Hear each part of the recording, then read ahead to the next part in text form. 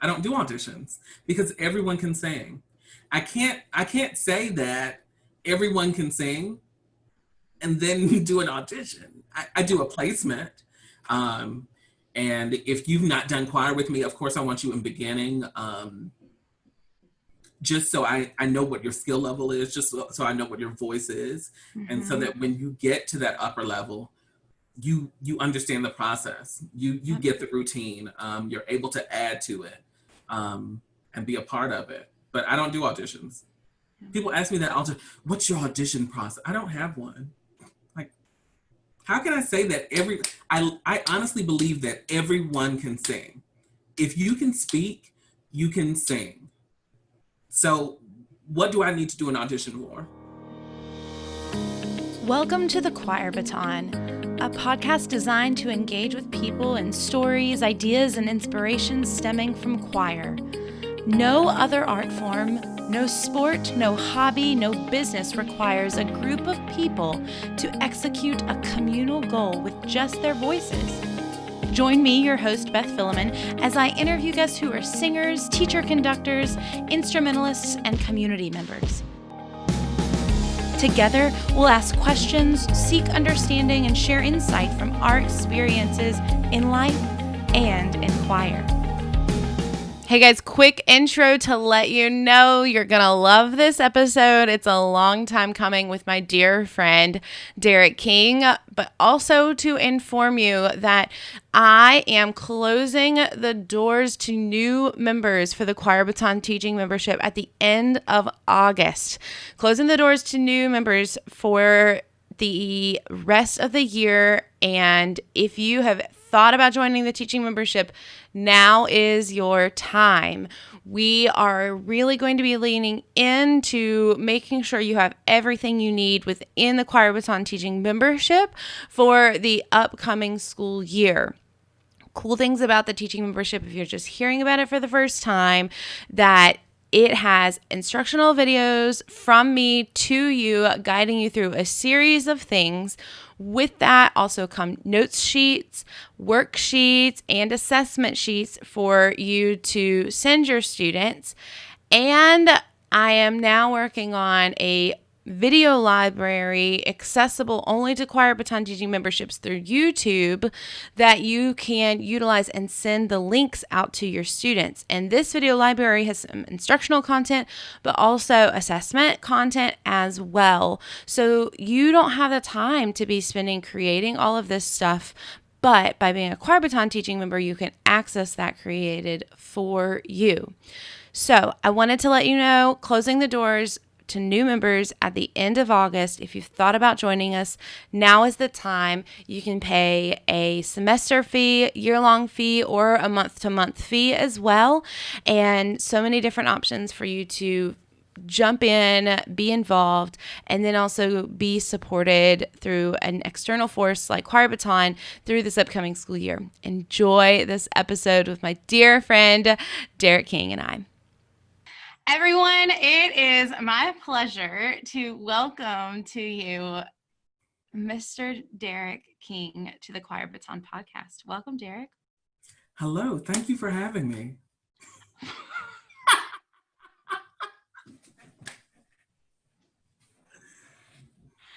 Listen, let me tell you, if you are not in the mood to be cheered up and laugh, you need to turn this podcast off and find another one, because we are not the episode for you today.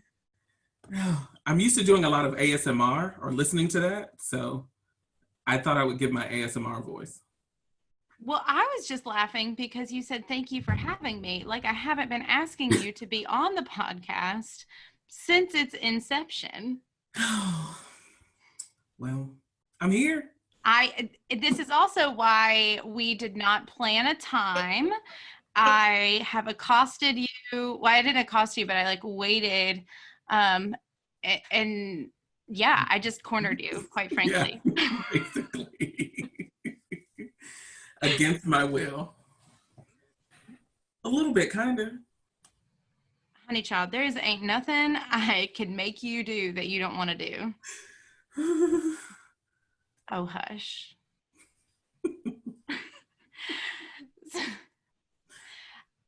How did we meet? How do we know each other? From teaching, and probably one of our PLT, our district PLT meetings is where we met, I'm sure. And I'm sure you forced yourself on me then. And I was probably like sitting in the corner by myself, trying to make myself small. And you just I'm sure you walked up to me and was like, hey, I'm your friend. So let's lean into this. Why would you want to make yourself small? Oh, is this a therapy session? Well, you said it. I'm just asking questions. You know, sometimes you just don't want to be seen, you know. And so, yeah. Well, in general, we both actually don't always love to talk to people, which is where we have found common ground. True, especially music people. We can be some of the worst sometimes. All right, we're going to go there. We knew we would. Truth be told, Darrick and I have taught in the same county for several years. And when we were talking about this, which has, again, been an ongoing conversation, I asked, how did we meet? We both talked about the fact that we are outcasts. Pretty much. He goes, can we say that? And I said, Darrick, we don't have anything to be worried about. No one from our county listens to Choir Baton or the podcast. I'm sure they do, Beth. It's neither here nor there, but I think it lends itself to what we tapped in, right? Like, choir directors are mean. Yes. To other choir directors. Unless you're a tenor, then you're our best friend. Right. Yes. We are outcasts, I will say. I don't know if it's on purpose, but I mean, it just happens that way. Right. You know? Right. Well, and I mean, so we can delve into this a ton, right? Like there's different, so Darrick and I taught within the same county. There's definitely in a large county and in any type of large groups of people. I mean, quite frankly, there's always going to be cliques of people and not. And we have experienced that as teachers within our county. I've been very open about the fact too. It's part of the reason why I started Choir Baton, because I love that opportunity to connect with other people. Yeah. But we did have a connection that is probably part of the reason why I went like rah, rah, rah, up to you. Right. And that is, you were a newer teacher in the county, and your high school that you taught at fed the middle school that I taught at previously. Yes.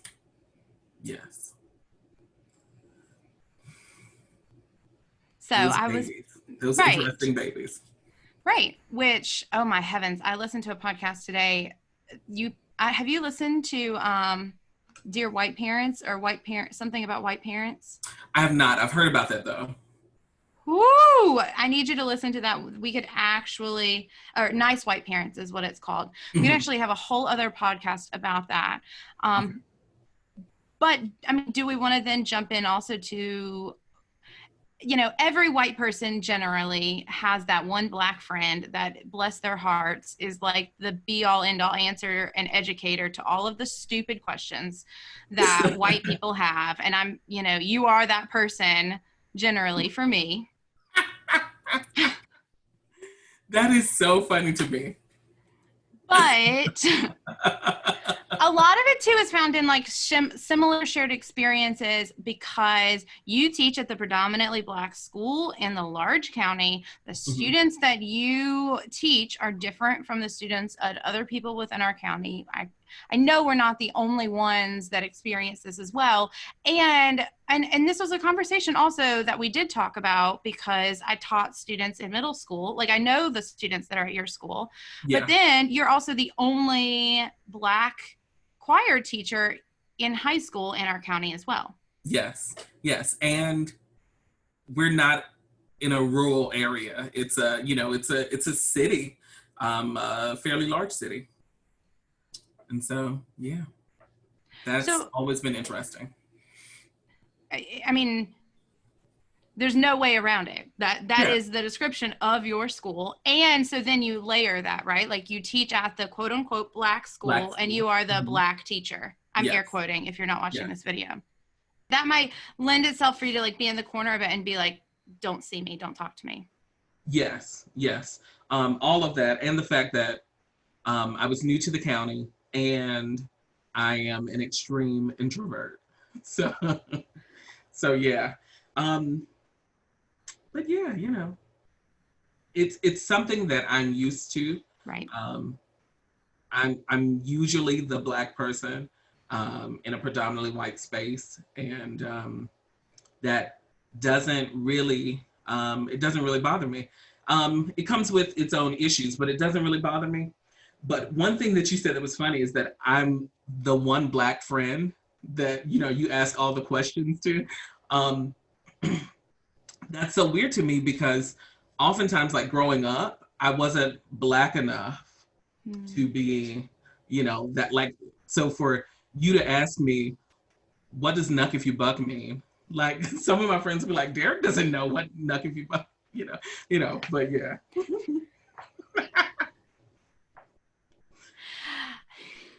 I was thinking of so many other things that I've asked you, and I really appreciate that you leaned into me asking you about what nuck if you buck means. Quite so. We have literally had that conversation, and then not 6-9 months ago we had that conversation, and then I'm like scrolling through TikTok, and like if we were in person, we would be famous on TikTok together because there's this TikTok like work couple, if you will, that's what they do. And I sent it to Darrick and I was like, oh my God, this is us. It is. That is us. Okay, so that is so interesting. And I don't know if we've actually really leaned into talking about that, but I think it lends itself then to talking about your journey as to going into college and being in a music education major, and the fact that you chose an HBCU as well, because I know that's very integral. So would you share a little bit of that, like integral to who you are, that you are, you know, the way that you can always spot Darrick at a conference is he is wearing his Winston-Salem State University book bag. Like that is a very proud part of your heritage. So would you share a little bit about that journey with us? Yeah, for sure. And it's actually funny because I did not choose an HBCU. That was not my first choice. It was not the school that I wanted to go to.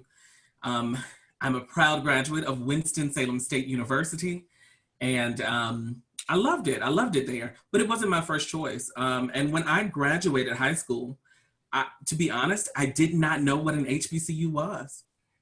I didn't know. It wasn't something that, like I knew predominantly black schools. I knew that Winston was a black school, but I didn't know that it was an HBCU, and I didn't know what an HBCU was. So I went to a predominantly white high school, and so I auditioned for UNCG, and I was not accepted to their program as a major. I was accepted as a minor and took voice lessons. And I re-auditioned. And when I re-auditioned at the end of the fall semester, Dr. Bill Carroll, who was over their voice department, said to me, I have no idea why you weren't accepted as a major. It makes no sense. And to be honest, I didn't grow by leaps and bounds during that one semester. I had the skills, I had the knowledge. I wasn't, you know, the best, and it's a very competitive school, but there's no reason why I shouldn't have been accepted as a major. And of course, I'm probably biased, but still. I mean, I don't know him super well, but he doesn't kind of seem like the guy that would also just say that to say that. He is not. He would not say that just to say that. He's going to be honest with you. He's going to be blunt with you. I mean, I think I sang like 3 or 4 measures, and he was like, what are we doing? Why are we doing this? So, you know, but anyway, so I went to UNCG for that 1 year. I lived on campus. It was super expensive. And so the summer, the summer going into my sophomore year, we left UNCG with that big fat bill. And we were on the highway back to Winston, where I lived. And my mom said, we're gonna stop at Winston-Salem State. And I was like, why? I don't want to go here. Why are we stopping here? And I went in and, applied. They told me how to apply. I got accepted.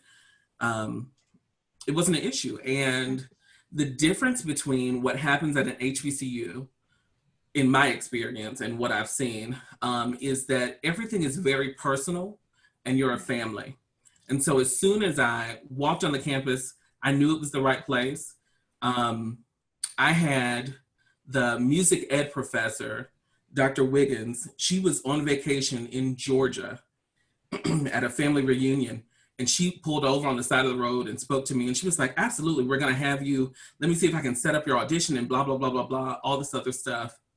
The Director of Choral Activities, Dvorak Symphony, she came in on a Saturday morning, and opened the building and auditioned me and was like, yeah, we're just doing this for placement. But yeah, you're in the program. You're a music major, not an issue. So it was very personal and it changed my life. The best decision. I would have been a completely different person if I stayed at UNCG. How so? How did it change your life? How would you be a different person? What did that? I got a better sense of who I was and what I wanted to do. That year at UNCG, I just felt, and no shade to UNCG, it's a great school. But I just felt like I was just another person there. And coming to Winston, like I said, it was family. I came out of my shell. I became a completely different person. I found myself there. Yeah. Yeah. So who was the Darrick before, though, that really gravitated towards music ed and music in general? Music had always been a part of my life. I played in church growing up, took piano lessons. My mom struggled to pay for piano lessons, and she was like, you're gonna play this piano, whether you like it or not, after I pay for those lessons. I had always been in choir. And Elise Eskew was my high school choral director, phenomenal. And she really inspired me. She made it fun. I loved it. It was the hangout room. It was the reason I would go to school sick. We wouldn't do that now in Corona, COVID-19, but. Actually, or some people, never mind. Keep right, going. Some people want us to. But yeah, it was the reason I hated missing school, because I would miss choir. Yeah. And she created that space for me. And she left in the middle of my high school tenure there. But yeah, she had a profound impact on me. I mean, I get chills hearing that, because I think there's such a pressure on choir teachers to stay a whole time, but I think it's a testament to the fact that you don't have to be someone's choir teacher for 4 years to leave a profound impact. That's right. It doesn't take long to change someone's life. So you said, all right, this is me. I'm going to go and do this. And you did, and you were at Winston-Salem State with Dvorak and that team there. And then when you graduated, where did you start teaching after that? After I graduated, I started teaching in Maryland, Prince George's County, Maryland, which is the richest Black county in the United States. And so up there, that was not different for me at that time after being at Winston-Salem State, but it was really the first place that offered me a job. It wasn't, I wasn't seeking it out. They said, yeah, we have a position for you. And once again, it was very personal. The music supervisor took me to the school, showed me where I would be, walked me through the interview process. And so, yeah, that's where I ended up. Okay. And then you went and got your master's. Yes. Then I went and got my master's at Mansfield University in Pennsylvania. Very, very small school, but an amazing school. And I studied with Peggy Detweiler there. She's phenomenal. Met some wonderful people. They have an amazing program there. And what really got me was the choir. They did I think I found them on YouTube, and then they were doing a tour and they came to the DC area. And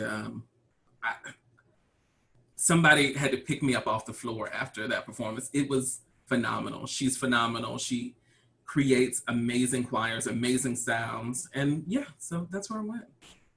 And did you do music ed or choral conducting? I did choral conducting for my master's. Okay. Okay. And so what, you know, I know that's a point of contention for a lot of students. I mean, even myself, I went through it of do I do not DMA, but do I do a master's of music in like music or education, or how then did you decide to do that? For me, my end goal was to be a collegiate choral director. And so looking at what had happened, most people who went that route went with choral conducting, the performance degree, and then went on to a DMA. But luckily where I was at Mansfield, they were steeped in education. And her philosophy was, this is how we educate in the choral classroom. The rehearsal space is education. And so there wasn't a huge difference. It was really steeped in education and the foundations of it. And yeah, so it wasn't an education degree, but it was built that way. And yeah. How so? I mean, what about when you're looking at that rehearsal structure that she embodied, what were things that you gleaned from that where you were able to go, okay, yes, this is founded in education and not just performance?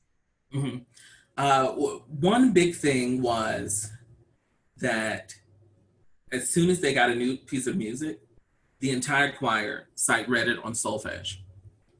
And that was my first time seeing that.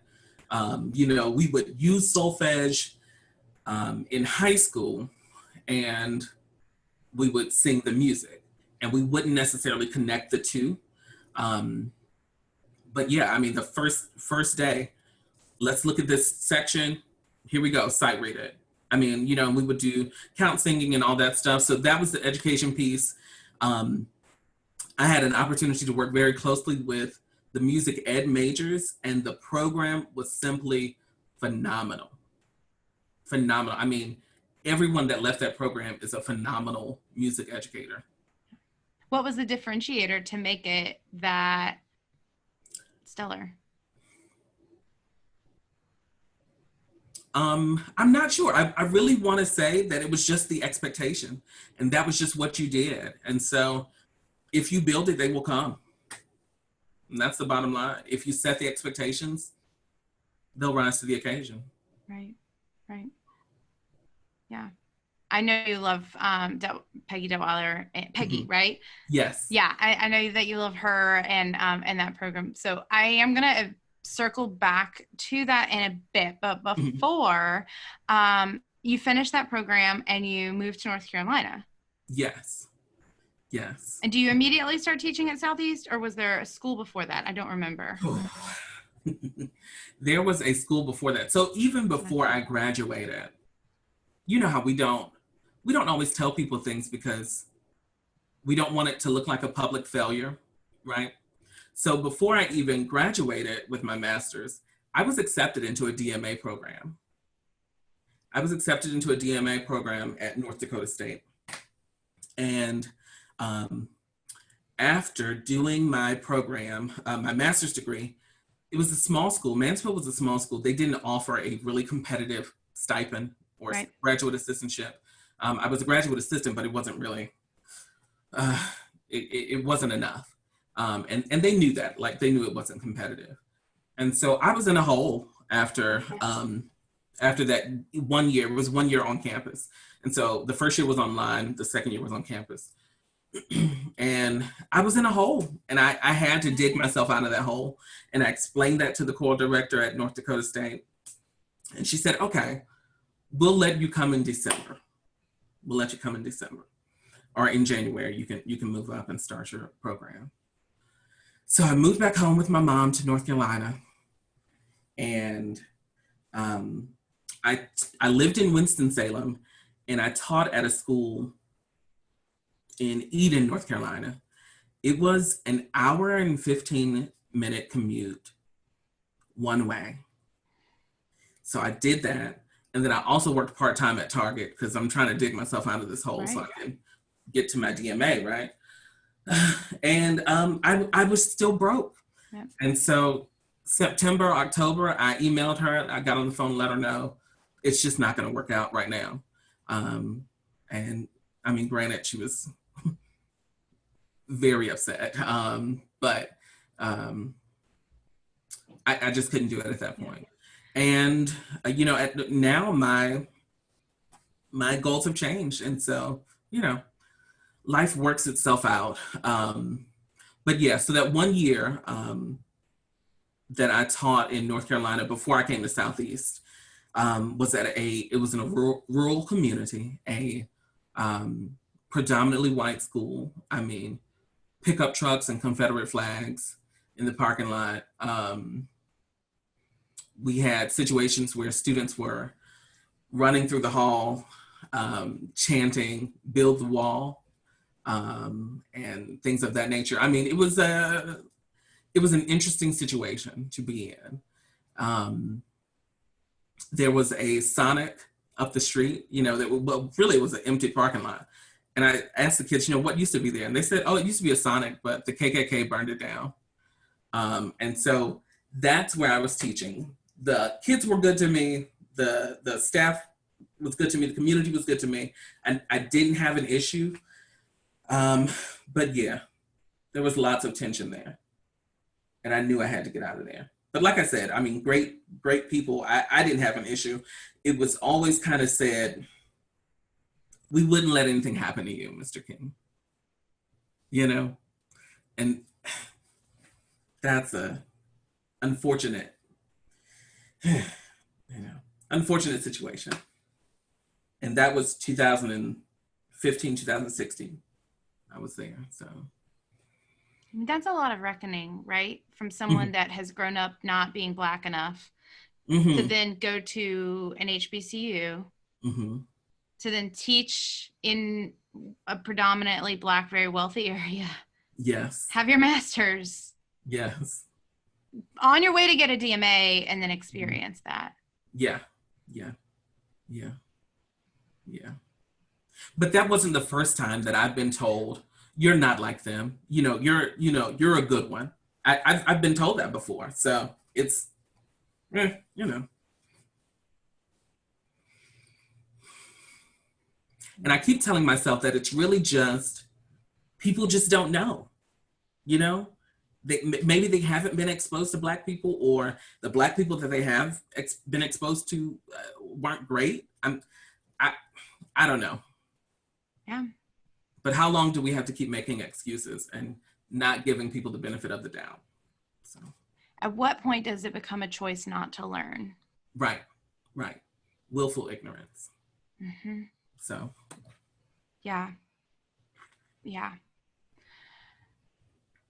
And then you moved to Southeast, right? And I mean, which is another, oh man, we should like do a follow-up after you listen to that podcast about nice white parents, because it also feeds into things that we can delve into in and out of with this as well. But you go to Southeast, and did you know before, I mean, I'm assuming you knew beforehand, like Southeast was the predominantly Black school in the county, or not? I don't think I knew that it was the predominantly Black school. No, I didn't really know that. Yeah. No, I didn't know that. I knew that their band director was, I interviewed with the Black assistant principal, Black band director, and a white theater teacher. And so I really didn't know. They told me in the interview that it was a predominantly Black school, but yeah, that's not why I applied. Oh, sure. You know? Yeah. I just wondered like how, if that was a part of the conversation, like during the interview or anything like that. And I just, my big fear, right, is that, not fear, like the reality is how many white teachers go to a county meeting like we met at and correlate a Black teacher with teaching a predominantly Black school, and what things are they saying in their heads? And you know, do you think about that when you're in there, or is it just, again, like common sense, like, come on, Beth, I've been dealing with this my entire life? I guess it's a mix of both. I will say that I have always been aware of kind of what we perform in public. And I don't like to be the Black school singing gospel, you know, and doing it well. You know, even if we do it well, you know, that's fine. I do mix in some gospel. We have some gospel, we sing spirituals, we do things like that. And it's kind of structured, kind of like an HBCU. So I do focus on that because from my standpoint, in dealing with the community, most of our performances are going to end up being in a church. And so we do cater to that. But I have always made sure we had a diverse repertoire that was not, you know, oh, well, they sound good, but they did a Black piece or they did a gospel piece, or look what they sang. Of course they would do well with that. And it may be something I made up. I don't know if people really say that, but that's come on. We know they do. You're being too nice. I'm told that all the time. Well, not a lot by me. No. In public spaces, people really think I'm nice. That will be an edited quote that we feature, you know, on a promotional quote. But the actuality of it is you genuinely are one of the nicest people ever. But your snark and mine align so perfectly. Yes. So perfectly. So let's talk then about getting to any program and the fact, well, okay, so this might coordinate within the two. When you got to your school, it was in a form of rebuilding. They had a couple teachers, you know, there'd been a long time teacher there for many, many years. And then that person left. And then there was another person that came in that was there for a while. And that was not a positive, like, it was a surprise to the kids when they left. And then there was another teacher that came in, and then they were only there for like a year or two. So you really were in a transitional program as well. So what was that like building it? And then whether or not this weaves a part of that or not, you mentioned it's in the HBCU choir tradition. And I don't know what that is. So if you can weave that through, or we can talk about that separately. So I do work really hard to make it a family environment. And I know I keep saying that about HBCUs, and, you know, maybe you guys feel that way about PWIs, I don't know, but. This is one of the things, no, actually you didn't teach me this, because I called you after I learned this and I said, why didn't you tell me? Yeah, I remember this conversation.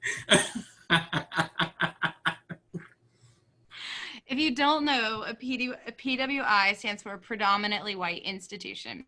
Yes. So I do set it up. Which I don't think we call it family. I'm interrupting you. I don't think we call it family. I think it's called unspoken privilege, but we digress. Okay. Or not like unrealized oftentimes, not unspoken, but like an unrealized, unspoken privilege. Right. That makes sense.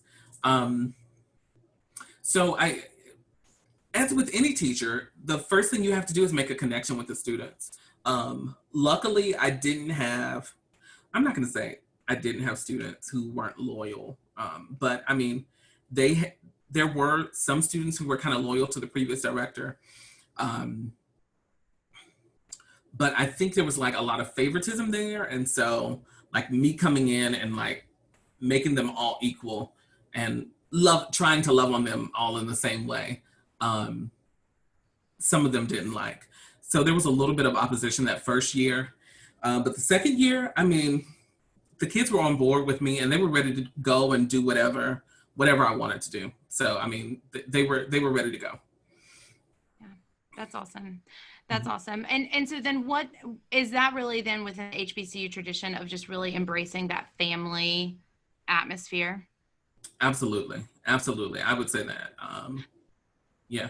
But how is that different than, you know, a lot of choir directors listening to this might be like, but my choir is a family and we're not from it. Like, what is I mean, is it like a shared experience of being a minority in a world that looks at you differently because of, I mean, I don't know, maybe that's completely off base and where I'm just trying to think.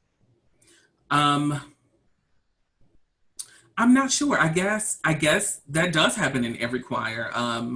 Looking back to my high school choir, like we were friends when we were in that room, but we weren't friends.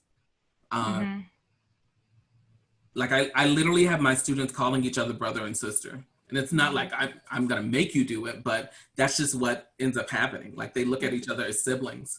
And so one thing that's really important with an HBCU choir is the tour, the spring tour, or whenever they go on tour.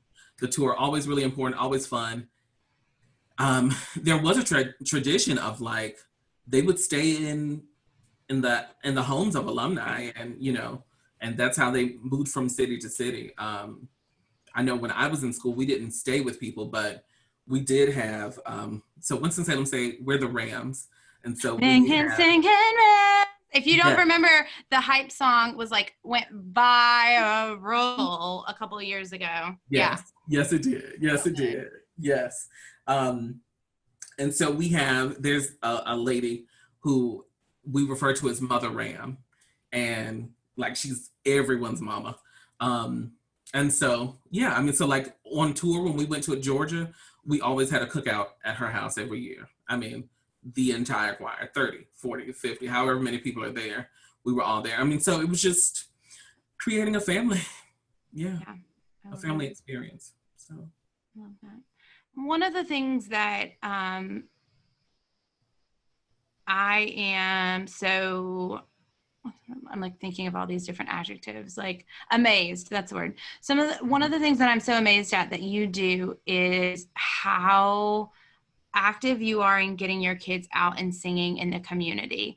And when I say amazed, it's because I know the paperwork and the logistics that is required, particularly in the county that we both taught in order to make that happen. It like makes me nauseous actually to even think about all of that stuff.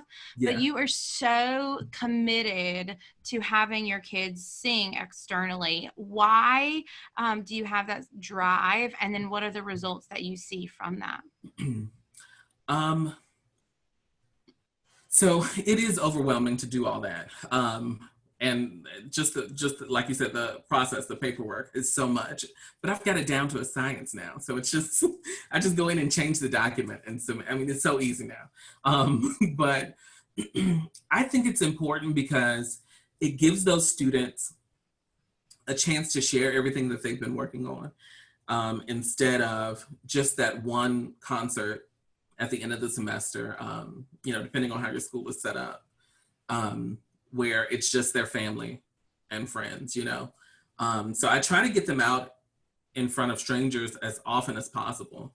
And I've always just been blessed that people reach out to us. I mean, my kids are great and they're good at what they do. But there are other choirs out there that could do just the same thing. But I mean, I'm always grateful that they reach out to us, and so we build relationships and network. And now we have people who call us every year because they know that they can depend on us unless our bus breaks down, which has happened so many times.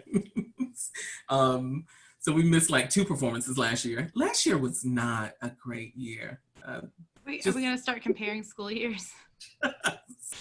It just wasn't great.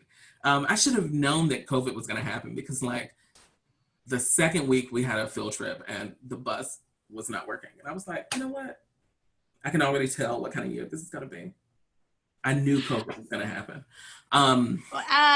Well, full disclaimer, when I called you a couple months ago or weeks ago, and I said, we are never celebrating New Year's again together ever. Because we brought in 2020 together, and you didn't tell me that night. We are. Too much. We were, yes. Too much. So something had to shut us down. Literally. Although we have seen it, you're one of the few people that I've seen actually through this. And Really? probably, yeah, I mean, other than my family, but they don't count. Right. Yeah. But that is actually a moment I will honestly remember forever, because I forced Darrick to go to the piano. I burned that piece of music. No, just joking. No, but and we like sat at his piano in his house and sang together. And it'd been months since I'd sung with someone. Right. You kept telling me I sing with my pastor every week. This is special to me. But I'm like sobbing over here, like, I forgot what it means to sing with someone. Right. But I think it was special. And you had been removed from, from doing that every day. You had the 6-week sing that you were looking forward to and getting that going. And yeah, so that was going to be your outlet. So it really had been a long time for you. So. Again, another testament to when you start a community choir, and you always need tenor bass singers, and Darrick is that person that shows up there. Even our last 6 weeks, I think our last one was your first one from that one session. Yes. And I would call him before and after. Are you coming tonight? Texting him, I don't see you. Are you coming? Which then lends itself to the fact that you are probably, people always talk about me being one of the busiest people they know. And I think we run with that torch together. I would say so. I mean, things have slowed down for everyone, I guess, but things have slowed down for me a lot. But yeah, I was pretty busy. Yeah. So I kind of almost died. Like joking, but not joking. I almost died. So what was I doing? So teaching. Full-time. Full-time. And of course, all high school or all choir directors know that we don't teach in the classroom and then go home. And no shade to other teachers. I know they're grading papers and making lesson plans, and we're doing all that too. But we also have to run a program. And It's a business. It's a business, and people don't get that. Right. Like, I have to design flyers. I have to manage our logistics. Like, I have to call. I don't have someone who can say, hey, call these and set up this event. Call these people and set up this event for us.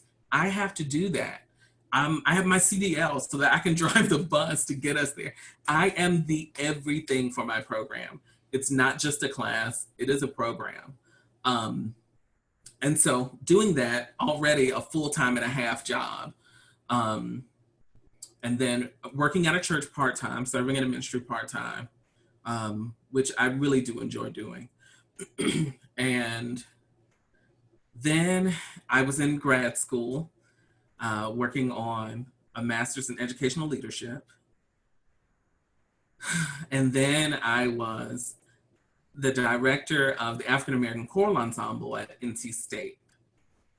So 4 jobs altogether. And oh man, it was crazy. Every night of the week I had something going on. It was crazy. It was crazy. And around that time, I was just extremely exhausted. Of course I was doing a lot, but I was exhausted. And so I went to the doctor, and they were like, okay, we're going to send you to a sleep doctor. And a few times before then, I had woken up like in the middle of the night, not being able to breathe, like I was choking. I didn't know what it was. I thought it was acid reflux or something like that. And so went to the doctor, did a sleep study, found out I have sleep apnea. So I did the sleep study. The lady was like, you stopped breathing. Like, you will hold your breath for like 16 seconds at a time. And you did that like 50 times throughout the night. And she's like, once you get to like 18 seconds, we have to call the ambulance. And so you were really close, quite a few times. So I was just exhausted. I was drained. I was very foggy. It's a hard feeling to describe. So I have a CPAP machine that I use now, and yeah, so I'm getting rest now. Yeah.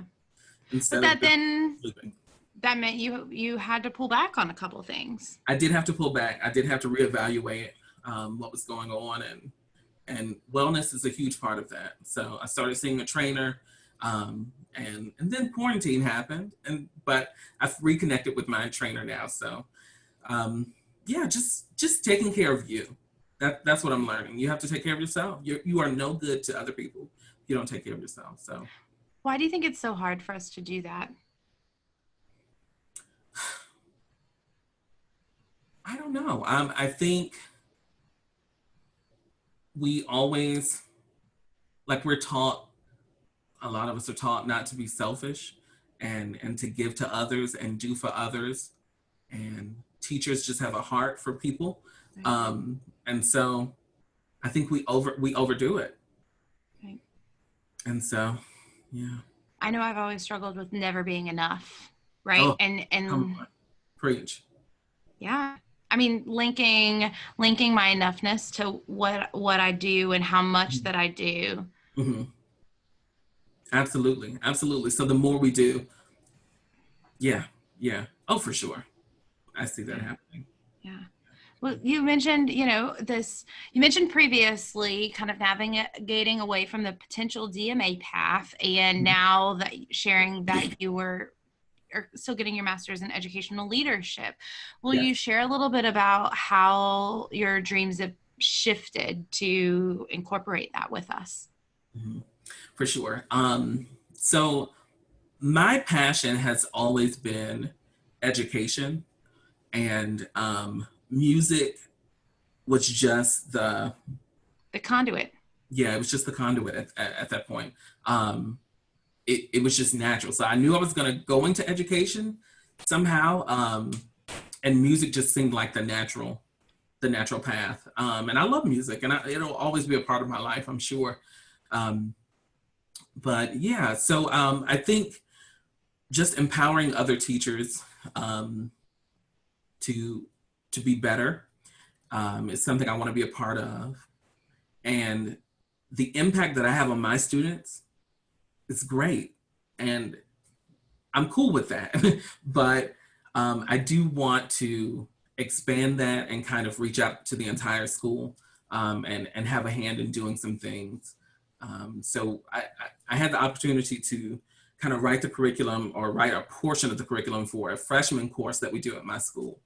And that was an opportunity for me to see students who are not interested in choir and, connect with those students and build those relationships. And so it inspired me to move out, to branch out, and kind of reach out to the larger population. Yeah. Mm-hmm. I love that. I mean, anytime a teacher, and speaking from someone that has been a teacher that has moved out of the choir classroom, right? I think sometimes there's this tendency, people think like, oh, we're losing you, when in fact you're gaining a greater ally. That's right. You'll never stop advocating for teachers. You will never stop being a teacher. I'm sure where you're doing that internship, I'm sure they're like, oh my gosh, here she is teaching me something again. So we're taught to look for those teachable moments and make something with them. So that's what we do. I love that. Leaning into visions for education and visions for, in particular, music education, right? Mm-hmm. Like, what do you see that we can be, like, putting that administrator's hat on, but also heart of a music educator? Mm-hmm. What do you see that we're doing well, and what do you see that we need to do better at? I would say, and this is really education in general, access, equity, and expectations. And that's really what I see from me. I can't say that I see it in other, well, I can't say that I see it in other classrooms, but especially for me. Yeah. So then let's lean into access. What does that mean for you? Mm-hmm. For us, for everyone, mm-hmm. To you, yeah. Yeah, access. just means the opportunity. And I don't think every kid has the opportunity to be in a program. So if we're speaking about choir specifically, kind of looking at our requirements and seeing how they would stop a student from being a part of that. So when I started teaching, I was in the vein of, we require outside activity, extracurricular activities. You have to agree to that to be a part of it. You have to come to after school rehearsals. You have to do this. That doesn't provide access to everyone. So we really have to look at some of the ways we do things and see, is it really granting access to all of our students? Right. And I work at a school that is a magnet school. So we have students from all over the county, really. And a lot of times, like, getting back to that side of town, we have students who travel 40 minutes to get to school, and not usually their parents are not bringing them. So what do we tell that student who doesn't have transportation, that they have to do something after school, or they have a concert that night, and then we penalize them for it? I know we offer other opportunities, but performance is a part of that, which is another reason why I think performing in the community and field trips of that nature are important, because that usually happens during the instructional time, during the school day. And so my students who may not always get to come to a performance in the evening can have an opportunity there. And I hope they don't listen to this, because certainly they think it's a requirement. You know what I mean? Like, how can I keep tricking them if they listen to this? We'll make a student-only edition. Right. Right. You can give that to them. No, I mean, I think, and again, because I know those students, and in a magnet setting especially, I mean, heavens, that's another lineup. So, and magnet schools are kind of handled differently in different parts of the country. And in our county, magnet schools are really a way to an attempt to integrate schools, right? Yes. I mean, so, hey, let's quote unquote, I'm using air quotes, like, diversify this school by offering these quote unquote special programs, and then attract people from all over the county to want to come to our different schools by making them a magnet school. And while that sounds all well and great, there are so many issues with that. And I mean, I can't even, I actually, you've got to listen to that podcast. So good. But because it talks about actually when we talk about access, right? It talks about how in magnet schools, especially when we're talking about giving students access to all things, are these access that, like, all students want? Or are these access to things that white parents want their students to have? That's good stuff. Right? That's good stuff. And I think that so much aligns with the school literal trajectory that they talk about at our school. But in the context of performances, it affects if students can come back for rehearsals or can stay for concerts. It's huge. Yes, absolutely. And thinking as a parent, I'm not a parent, but looking at it from their perspective, I can't imagine doing that. I mean, there's like this thing on Facebook, and it's like, I can't believe y'all go home and raise kids after work. My mind is blown. I don't know how people do it. I would not be, with everything that I have going on, I wouldn't be able to get a kid across town for another event, so. Right. Yeah. Right.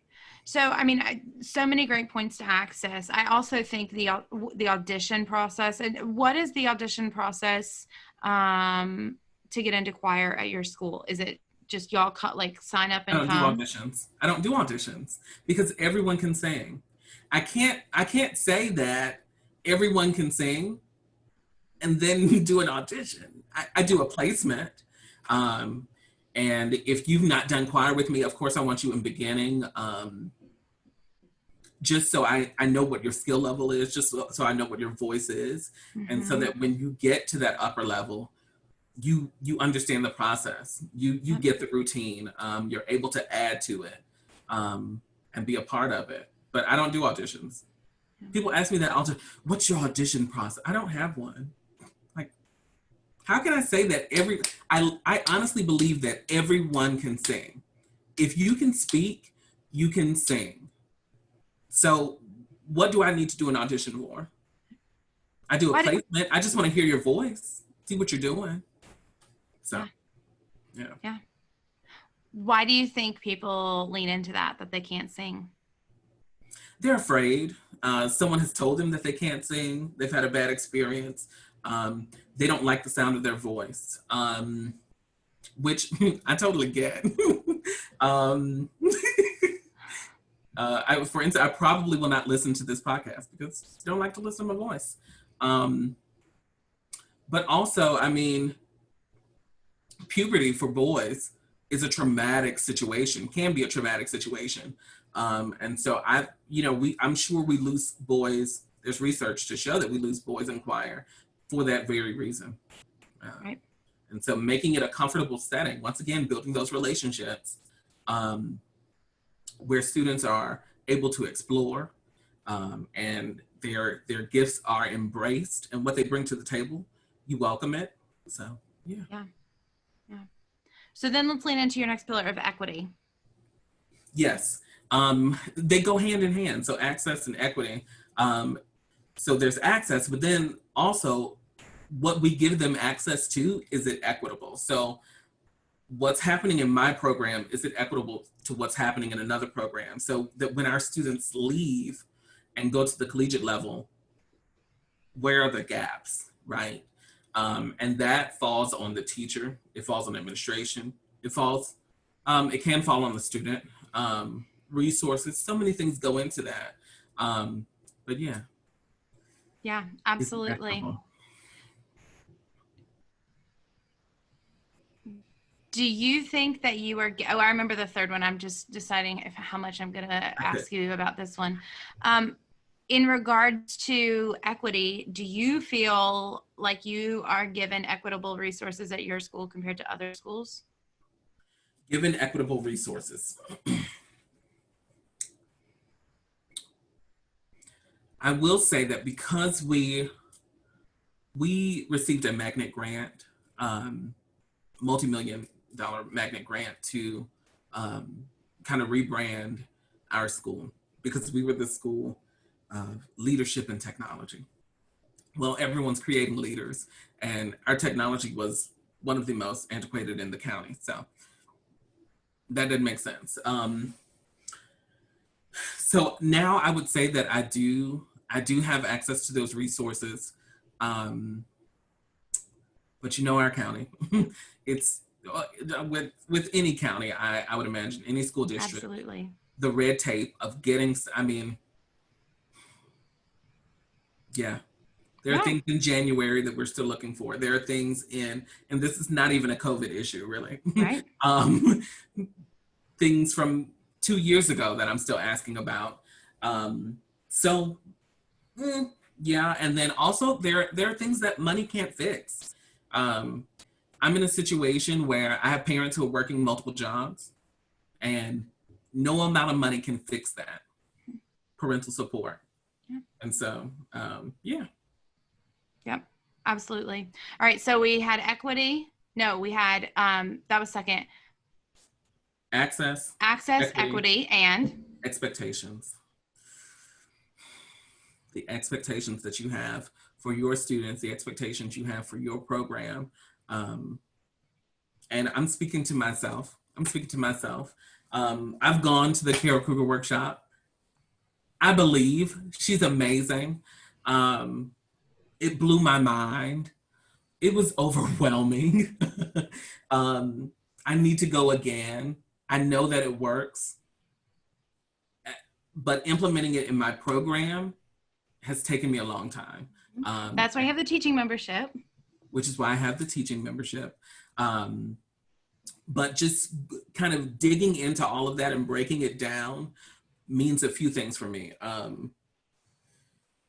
So of course I have to change my framework of how I approach music and music education.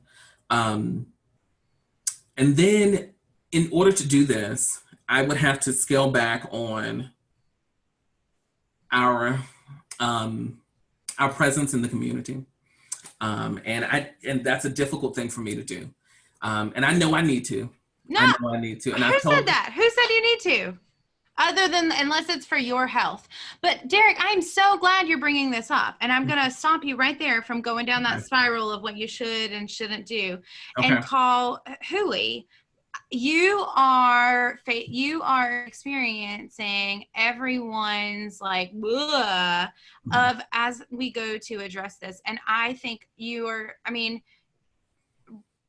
Rome wasn't built in a day. That's the most cliche, annoying saying, but it's so true. And while we seek to incorporate music literacy within our systems of structure, we cannot forget the importance of musical performance. Right. That is another type of musical literacy. Yeah, it is. It is. And so just the balancing act of the two. But yeah, I mean, that's it. Just having expectations. Like I said, if you build it, they will come. So, I mean, yeah. Because you have high expectations for your kids. I do. And even higher ones for yourself. I do. Oh, man.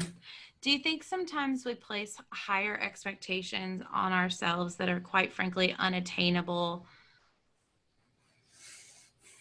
just because we're not prepared to what would happen if we met them? Absolutely. Unattainable, unnecessary. And there's a quote that's like, our greatest fear is not that we are inadequate, it's that we are amazing beyond measure or something like that. And that's it. And I had a colleague and a friend who everything he did was so, like, the plans for it were so beyond amazing and so extravagant that even if he failed at that, your mind would still be blown. Like it would still be a success, even if he didn't reach all his goals with that event or that program or that particular situation. And so for me, my thing is, I just have to do it. I just have to set it and go. So then 2 questions with that though. Would that colleague, friend, frenemy, would he acknowledge that? Or like, would it still be a win in his book? Or would he then No. be so hard on himself? No. Yeah.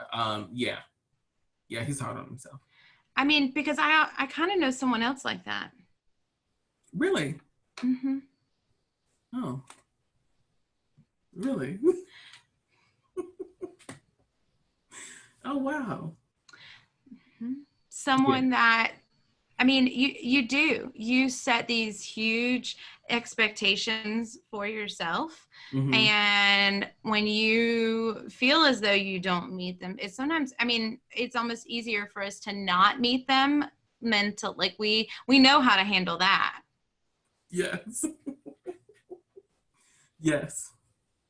But watching you work is such a gift. And I think of, I will never forget my first semester at this school, at the last school I was teaching at, when you came in and worked with my kids. Oh. And they were bad. They were really bad.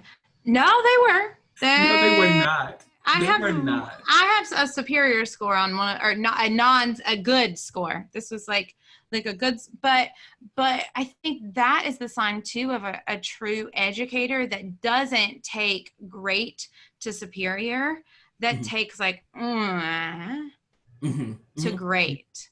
Mm-hmm. And watching you work in that context was an example of that. Yes, thank you for that. That was amazing. It was something I didn't even know I could do.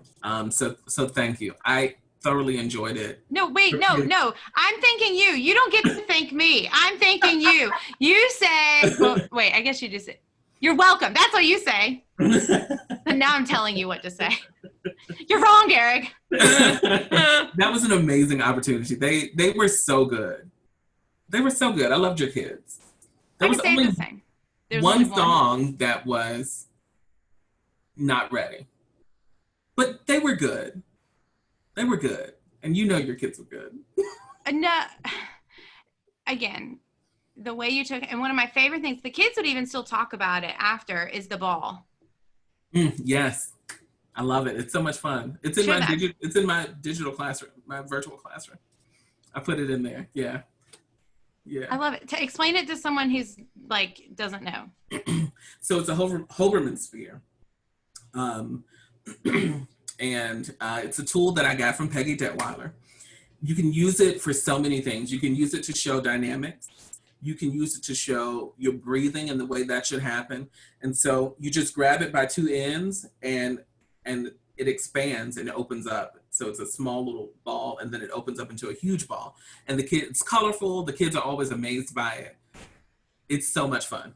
And so I love it. You can do phrasing, you can do dynamics, you can do breathing, you can do, help them create space in the mouth when they're singing, and so many things. That's awesome. What are one of your other like favorite teaching tool things that you love to incorporate? Like a physical teaching tool? Anything. I don't know.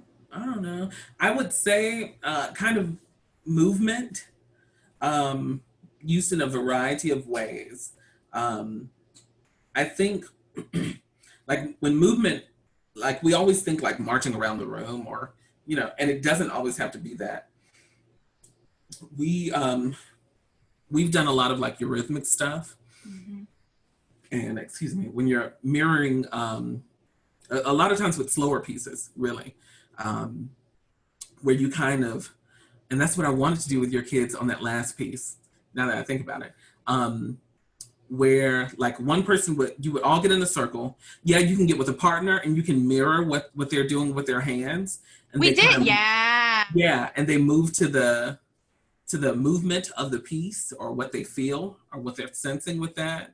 You can do it in a way where like you create a big circle and then one person gets in the middle and you all kind of mirror what they're doing. There are so many different ways to do it. So, and that. You could do that during okay, do it with me now. Yeah. So this will be a video.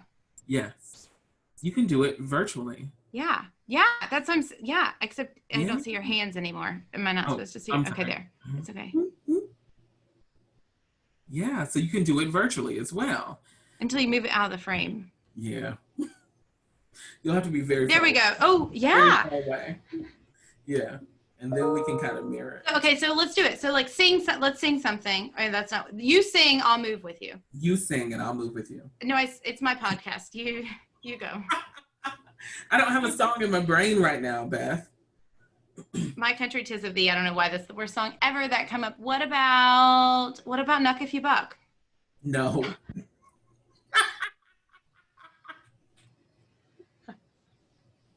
No.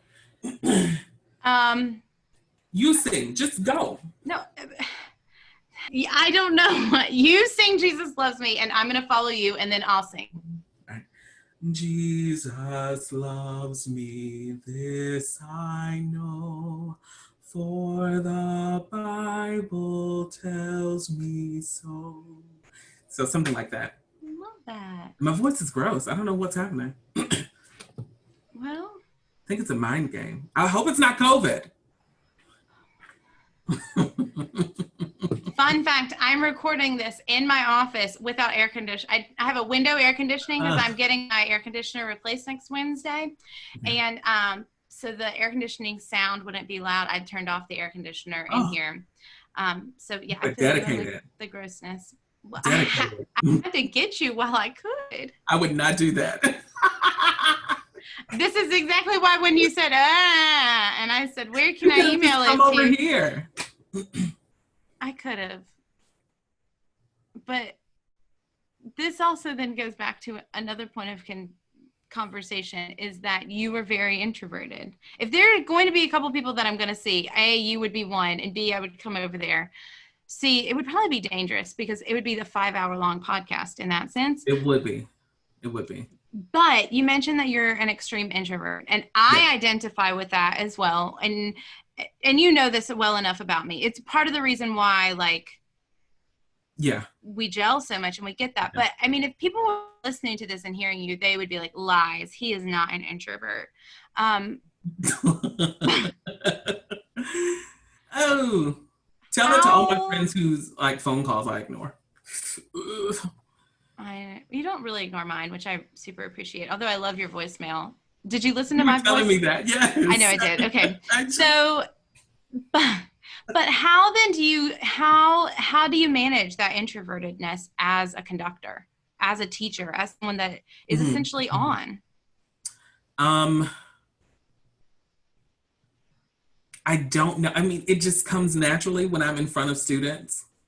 I can work in front of students all day. You know, there's like, it'll be awkward for like 10 minutes and then let's go, let's get this work done. Now dealing with adults in the school setting, like even my kids know, like an adult will come into my room and I'll start talking to them. And then once the adult leaves, my kids look at me and they're like, you are so fake. I'm sorry. I don't know how to deal with adults. Makes me uncomfortable. Don't have your parents come talk to me. I don't want to meet them. Please, please, please. It's okay, future teachers, that he's going to be your administrator. It might change then. I can get the job done. I just don't enjoy it, you know.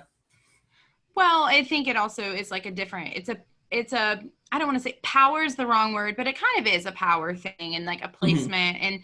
And we all know in schools today that, I mean, quite frankly, parents have the power in educational systems. If teachers were empowered, I think we would all feel very different in interacting with parents. That's true. Which is very, very difficult. Well, listen, again, we could continue talking more about this, but for time's sake, we're going to close out here. I look forward to having you on the podcast again, because you are such a dear friend to me, and we can literally talk about everything. We can talk about everything, honestly. Mm-hmm. Honestly. We can talk about everything. Yeah. I loved the musical things, the movement thing. I think that's such a great reminder. And I hope that's something that we can leave you all with, is that the music doesn't have to stop, right? Just because we are online and doing things. And even this is like, what a cool example. So then, okay, let's actually try something one other time. If I'm going to sing this time and you move to my singing. Okay. All right. So if I sing, Jesus loves me, this I know. For the Bible tells me so. Yeah. Just singing what, but like, there's so many different things you can do. Mm-hmm. Yeah. And so in using that with students, like we would just listen to it to get a sense of what's happening. And then, you know, when you can kind of anticipate what's going to happen, then we'll do the eurythmic stuff. And I mean, it's always neat, you know, and fun. And virtually it might be better. You know, my kids never touched each other. My kids don't like touching like that when I tell them to. It's always when I don't want them to touch that they're touching. And I'll save those stories. But here's a question. Okay. Speaking of like what's different in predominantly Black programs, when I was in high school, predominantly white school, the massage train always happened. That was always a thing. I have tried to do that at predominantly Black schools, and the kids are like, no, I'm not massaging my neighbor. That's not happening. And I just want to know, maybe you can create a poll and put it on Quiet and see, do your kids do the massage train? My kids will not do it. And I'm like, just for like 10 seconds, massage your neighbor's back. And they're like, no, we're not doing that. Next warm up. I'm like, what? Please, just try it. And it was something we always did in high school. It was not a big deal. It is interesting. Yeah, I don't do that much. And sometimes I'll do it after a while, but I had kids that didn't like to be touched. I'm trying to think when I taught at the middle school, if I did that or not. Probably not, because I didn't want to give them any chance to touch each other. And that would have meant that they were doing what I was asking them to do. So that in and of itself would have been another thing. Right. Yeah. Okay. That's an interesting. What are other things that are different? I don't know. Maybe we could talk about the sound. Maybe we could talk about sounds.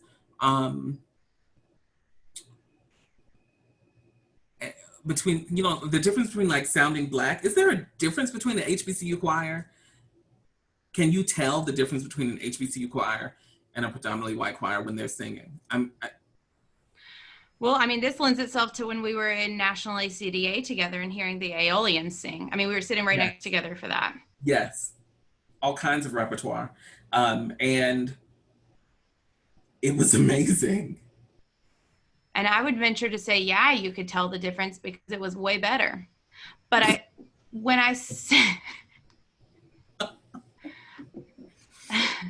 but I mean, honestly, but I think about it from a physiological standpoint, like from I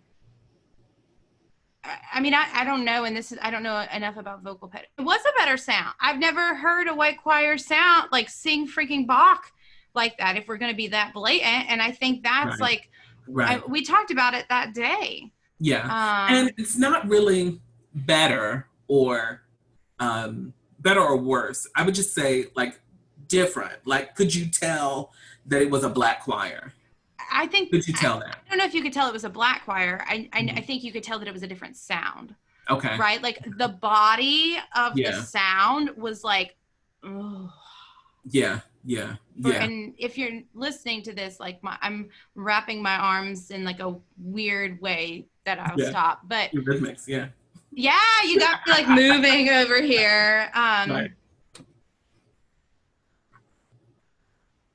But I mean, I think that's also one of the reasons why we like the sound of Black voices so much, is because there is a depth to them as well. That's not always found in a white person's voice. Yeah. But also, don't you think some of that literally has to do with the anatomy? I mean, it has to.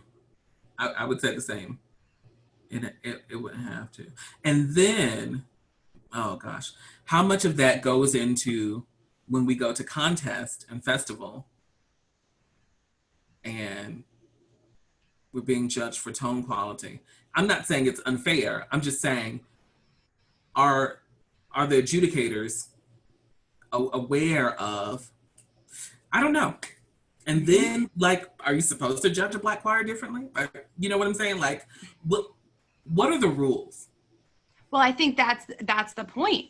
We've always been taught to go by the rule. I was having a conversation with Amy Birch the other day, right? We are not a field necessarily that is pushes innovation, that pushes doing something different or sounding different. We align success by the success of others before us instead of creating our own.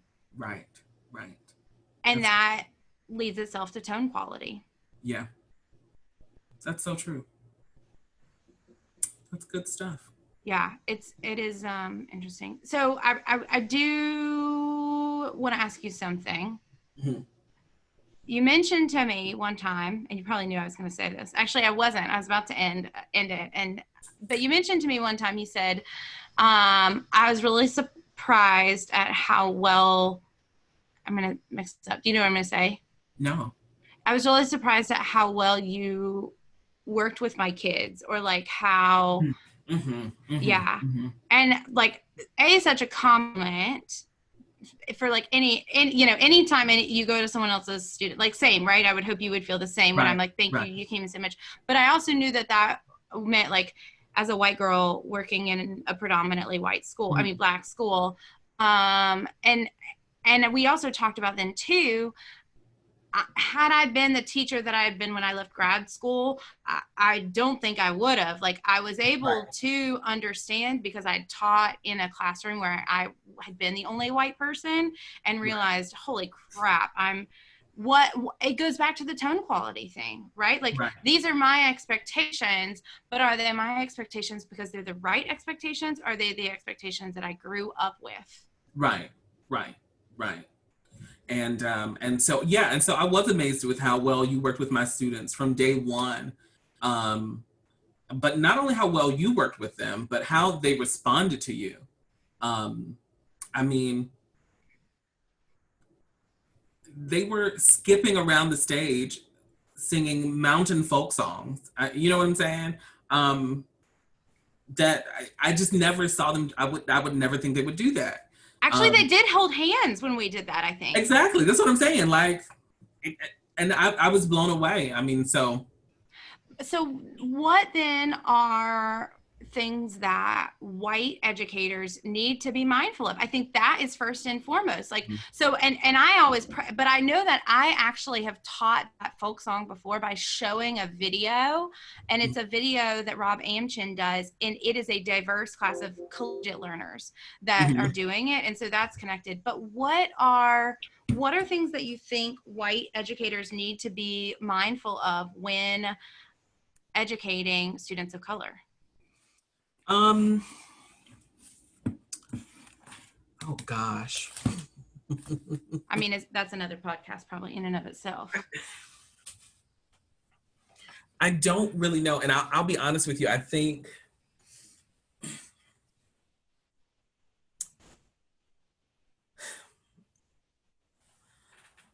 Black people don't want to be treated different. We just want to be treated the same. I mean, and so in so many ways, I wouldn't want a white teacher to really change, how they approach it. I get what you, but to just understand. That's the thing. You don't have to change who you are, but that willingness to understand and to realize that comes through. Right. And just be aware. Just be aware. And with any group of kids that you're teaching, you've got to assess where they are. Right. And where you want them to go. I mean, so I don't know. Right. No, I think we always have these conversations, right, where I ask you what I feel like are these stupid white girl things. And then you come back and you like guide me to these answers that are just like a duh thing. But I mean, that's a key. Well, I mean, point. I think that's a good question because, and it's a valid question because now we're at a time in society where there are so many people saying, Black people, what do we need to do? How do we do this? How do we help? Whereas before people were like, whatever, you're just over there screaming about whatever's going on. Right.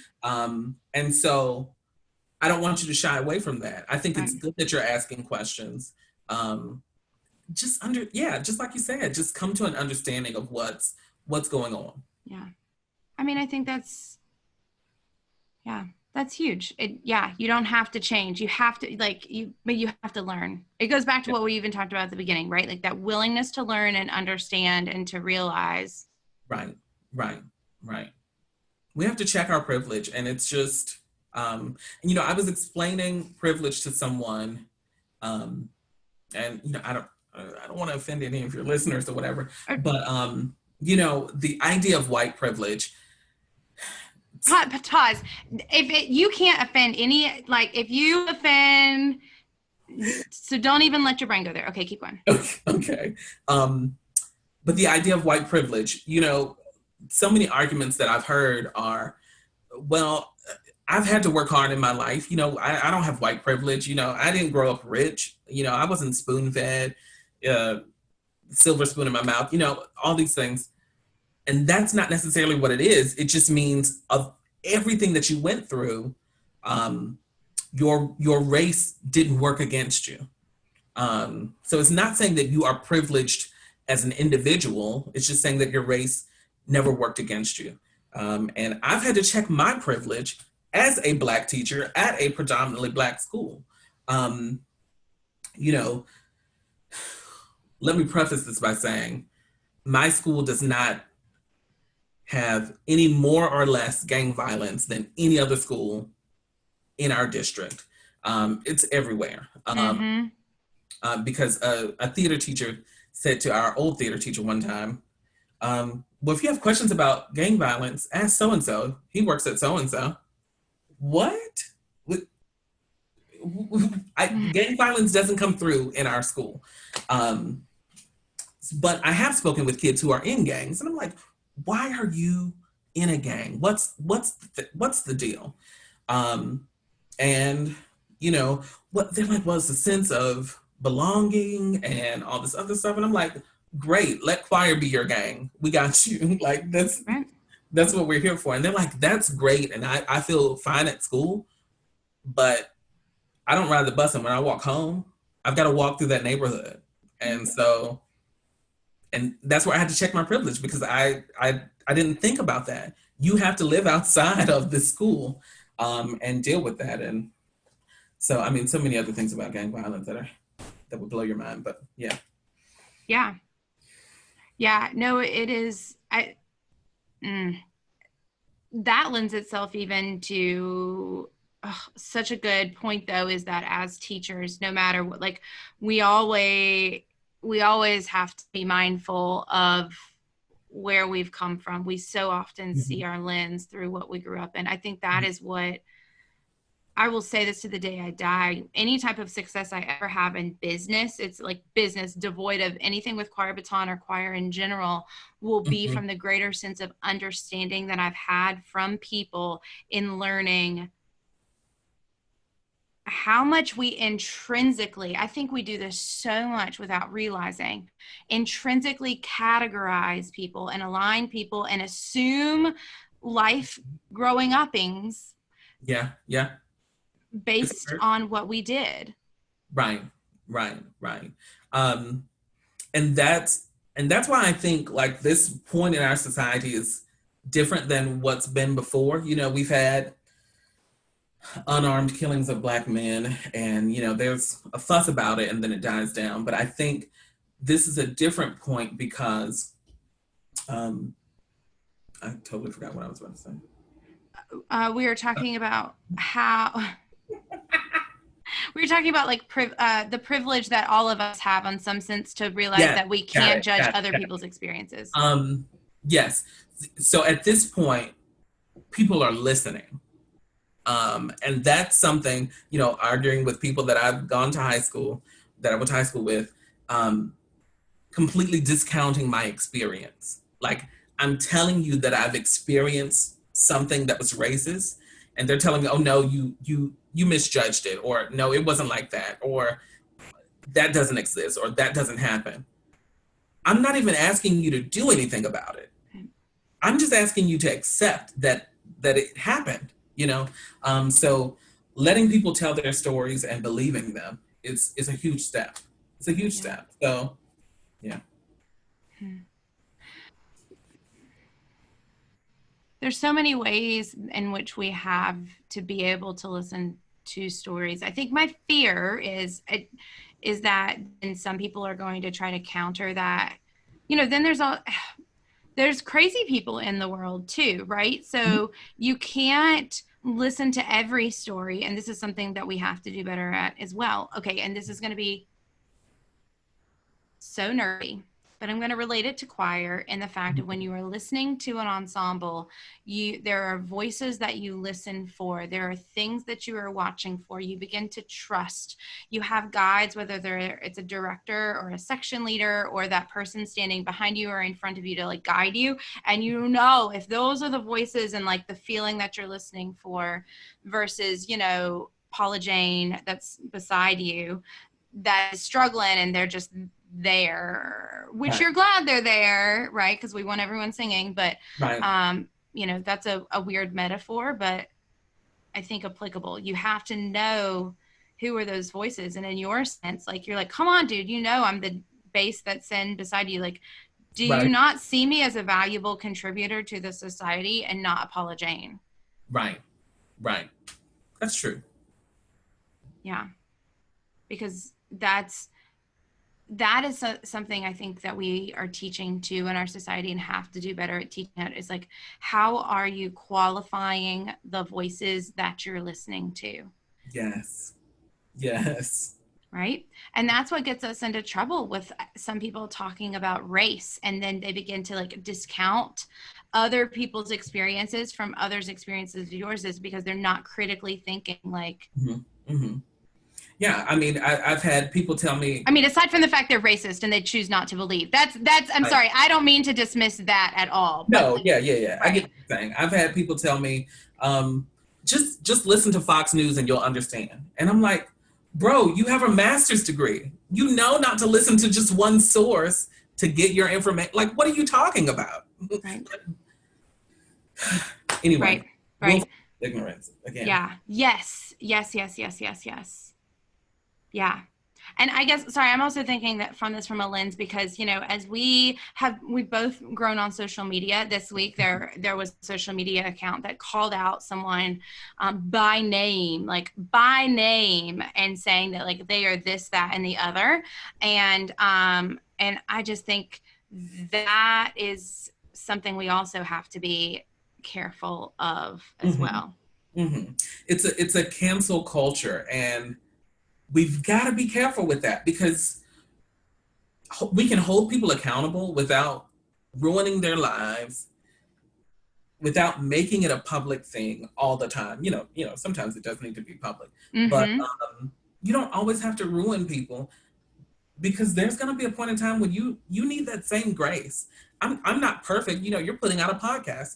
Someone can take one thing that you said in here and all of a sudden you're canceled. And that's not necessary. I hadn't thought of it like that before, but now that you say that, yeah, I guess that's true. Right? You know what I'm saying? Like, we can't weaponize everything. We've got to have a little bit more grace. We've got to find common ground. Right.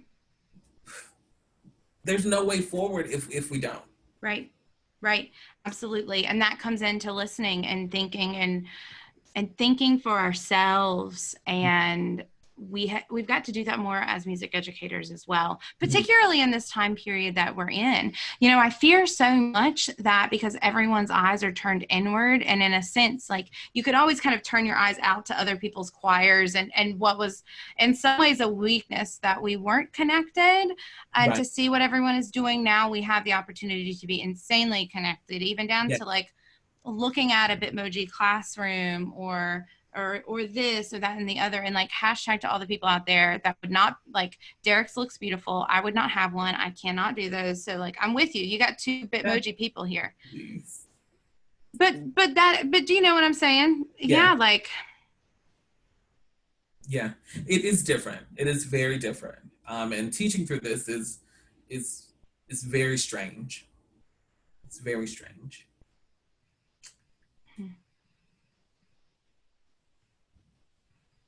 I appreciate you.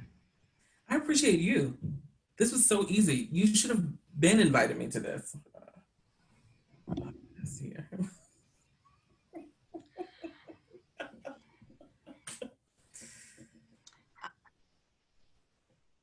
Yeah, man. Yes, I should have. You should have been one of the very first people that I called up and said, "Hey, Darrick, would you be on a podcast with me?" Yeah. Why were you scared? I don't know. Severe anxiety, like anxiety. But that's just me, well, no, I'm not going to accept that. It's not me. But that is how I deal with things. Like, leading up to it, I'm like, God, this is going to be horrible. God, I hate this. And then afterwards, I'm like, oh, that was easy. Not too bad. One might even say fun. One might even say fun. Yes. Yeah. And we talked about everything. Yeah, we did. Good job. That's what I'm supposed to tell you, is good job. This is my podcast now. So. No, good job. You did do a good job. If you had a podcast, what would you do it on? I really don't know, honestly. I don't know. It will be probably a little bit of everything. Literally just me talking. Yeah. You heard it here, folks. First, folks, coming in January of 2021.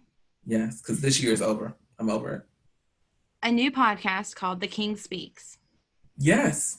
Featuring Darrick King, sharing his thoughts, ideas. Produced by Beth. No, we'll hire someone to produce it. Well, Darrick, I'm so grateful for you. I'm grateful for you. And like the song says, God help the outcasts. I think the lesson, there's many lessons within this episode, but like, yes, that has been.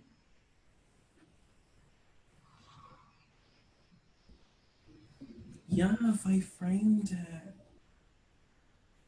Yes, thank you so much for this. I cried like a baby. It was amazing. Cried like a baby. I would not be the person I am without you. I would not be able to have spoken so openly with people, particularly in the last 6 months, had you not taken the time to have those conversations with me, even if it means laughing until we are snorting and crying in a Southwest airplane, because I don't know how to say Tyler Perry's character's name from all of the TV shows still. What is it? I'm not saying What it. is it? Just say it. No.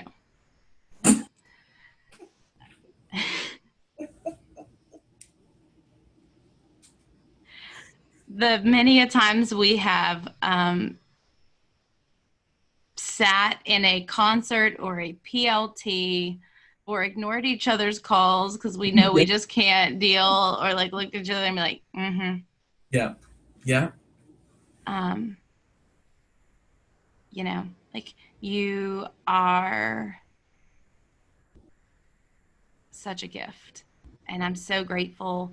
I'm so grateful for you as a friend, as a fellow musician, and then like the fact that you also have taken the time to share your journey with me and walk through me and help me learn is so huge, because I've been able to be empowered to have conversations, not just with like the broader community and my friends, but also my family, because we have talked openly about this. I was raised in a very racist world and still have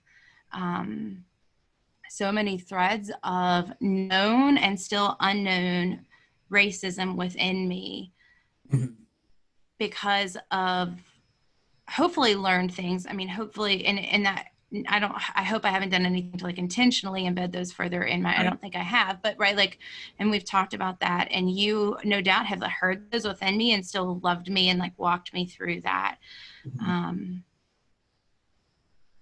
Bless you. I love you, girl. Knock if you buck. Knock if you buck.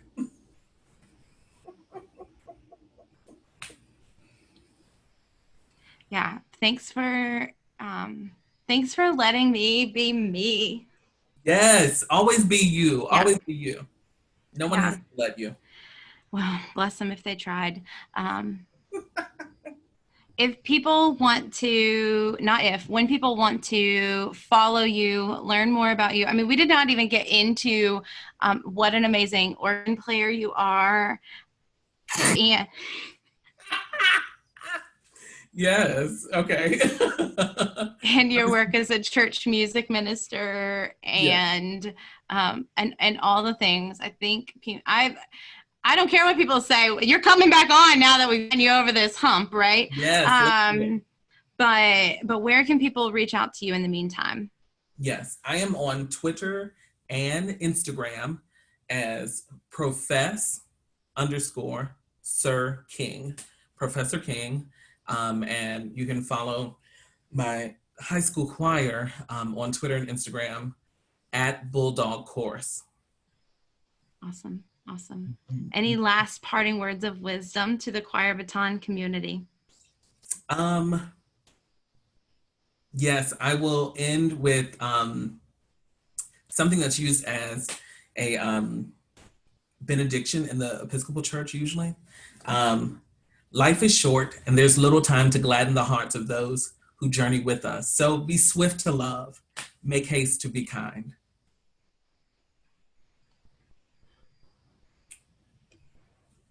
It's good stuff.